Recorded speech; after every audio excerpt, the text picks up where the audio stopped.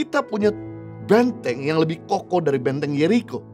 Benteng yang tidak pernah jebol dari benteng Yeriko, yaitu Tuhan Yesus sendiri. Kenapa kita harus takut dan gentar? Karena tidak ada satu musuh yang sanggup meruntuhkan benteng perlindungan Tuhan.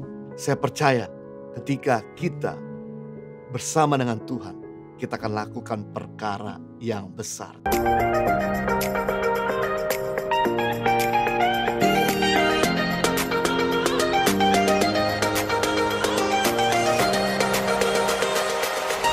Yang ketiga, kita belajar bagaimana kita mengalahkan ketakutan ketika kita berada di dalam benteng Tuhan. Mazmur 27 ayat 1 bagian B. Tuhan adalah benteng hidupku. Terhadap siapakah aku harus gentar? Wow, luar biasa. Pemazmur berkata bahwa Tuhan adalah benteng hidupnya. Kepada siapa dia harus takut? Kenapa pemazmur berkata dia nggak takut sama sekali? Dia nggak gentar sama sekali. Berani-berani ya dia ngomong dengan confident. Karena dia tahu bahwa Tuhan adalah benteng hidupnya. Benteng yang tidak pernah jebol. Benteng berbicara perlindungan. Orang yang berada dalam benteng pasti aman. Tetapi orang yang berada di luar benteng pasti akan ada dalam bahaya. Pada zaman dulu, setiap kota besar punya benteng perlindungan. Semakin tebal, tinggi, dan kokoh benteng tersebut, semakin sulit musuh untuk bisa menaklukkan, perampok untuk bisa masuk. Makanya benteng Yeriko itu susah diruntuhkan karena punya tinggi 14 meter,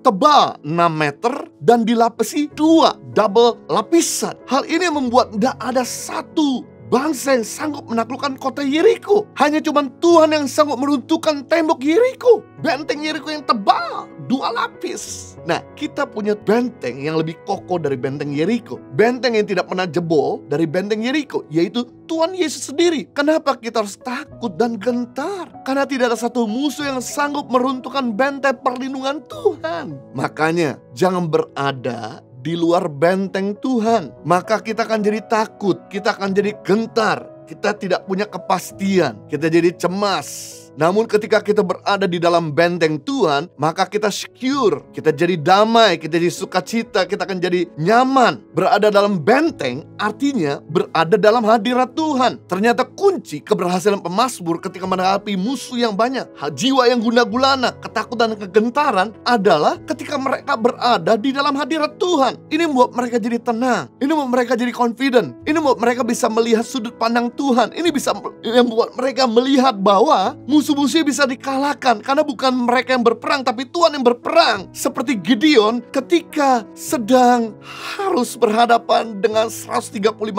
tentara Midian, sedangkan tentara Gideon sendiri cuma 300 orang. Yang dilakukan sama Gideon, dia masuk ke dalam hadirat Tuhan, dan Tuhan memberikan perintah kepada Gideon untuk mengambil buyung, memecah-mecahkan buyung, dan bersorak-sorai kepada Tuhan, bermazmur, memuji dan menyembah Tuhan. Dan akibatnya tentara daripada Midian dikalahkan karena Tuhan yang bertempur bagi Gideon dan bangsa Israel. Mari kita lihat di sini dalam Mazmur 27 ayat 4 dan 5 ayat berikutnya. Satu hal yang telah kupinta kepada Tuhan, itulah yang kuinginkan. Diam di rumah Tuhan seumur hidupku, menyaksikan kemurahan Tuhan dan menikmati bait-Nya, sebab Ia melindungi aku dalam pondok-Nya pada waktu bahaya. Ia menyembunyikan aku dalam persembunyian di kebanya. Ia mengangkat aku di atas gunung.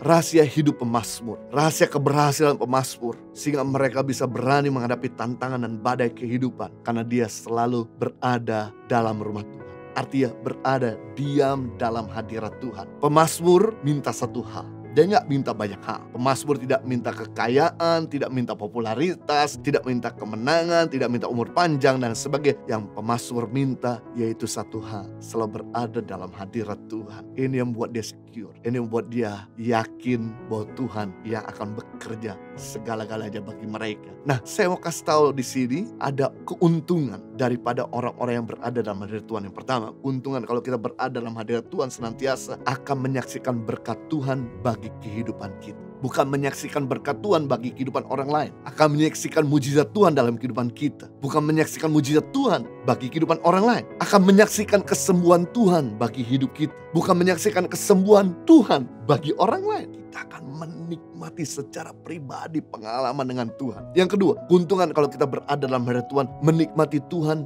tidak bosan-bosan akan persekutuan. Membuat kehidupan ini gak burn out, gak jenuh, gak lelah. Tapi membuat kehidupan ini menjadi bergairah. Kita enjoy setiap momen, bahkan tantangan yang kita hadapi sekalipun. Kenapa? Ada hadirat Tuhan yang memberikan pada kita sukacita dan kebahagiaan. Yang ketiga, keuntungan kalau kita berada dalam hadirat Tuhan, tempat yang paling aman di dunia. Safe house, tempat perlindungan. Karena Tuhan akan melindungi dan menyembunyikan kita apabila datang kesusahan. Apabila datang musuh atau datang bahaya, Dia akan meluputkan sebelum bahaya itu datang. Keempat, keuntungan daripada orang yang berada dalam hadirat Tuhan mengalami promosi dari Tuhan. Karena promosi bukan datang dari utara, selatan, timur, dan barat. Tapi promosi datang dari Tuhan. Dan apa yang terjadi kalau kita berada dalam hadirat Tuhan, ini yang menyukakan hati Tuhan. Ini yang bikin hati Tuhan terimpresi. Ini yang membuat Tuhan selalu bertanya, apa yang aku mau lakukan bagimu? Apa yang aku bisa berikan kepadamu? Bahkan mungkin kalau kita gak minta sekalipun, Tuhan bisa memberikan. Sekali yang kita butuhkan, Tuhan tahu. Dan yang luar biasa, kalau Tuhan sudah buka pintu, tidak ada seorang pun dapat menutupnya. Kalau Tuhan sudah mengangkat, tidak ada seorang pun dapat merendahkannya. Promosi dari Tuhan itu long term, solid, tidak bisa diturunkan oleh manusia. Pandemik sedang mengajarkan kita untuk tidak mengejar hal-hal yang bersifat kekinian. Sementara pandemik sedang mengajarkan untuk kita bisa mengejar hal-hal yang bersifat kekekalan.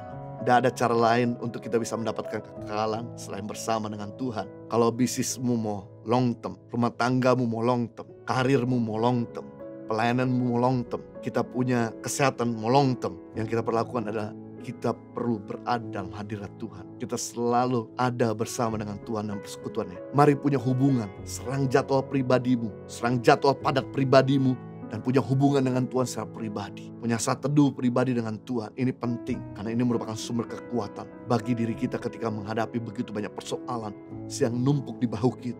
Atau kalau mungkin Anda tidak bisa punya waktu pribadi, Anda bisa mengambil waktu untuk bersekutu dengan Tuhan lewat program 60 Minute Worship yang menghantar kita, membantu atau media untuk kita bisa deep worship, intim dengan Tuhan. Kita juga bisa mengikuti doa malam, komsel, ibadah online, lewat media-media yang sudah tersedia.